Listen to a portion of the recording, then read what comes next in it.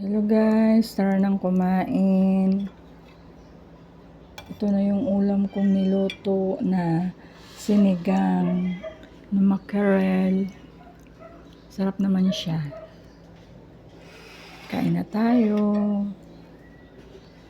Ito yung tanghalian para sa Huwebes Santo. Masarap siya. First time kong na-try itong ulam na to. Mabuti na lang may malunggay. Nakalibre. So, kain na tayo. In the name of the Father, and of the Son, and of the Holy Spirit. Amen.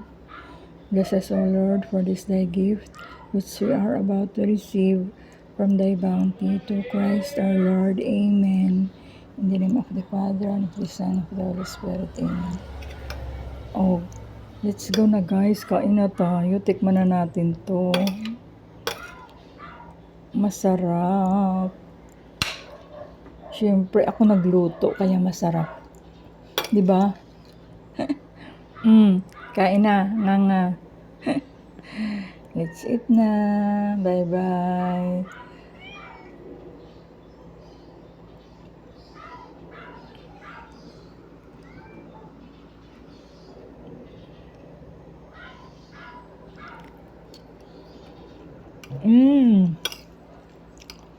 Sarap ng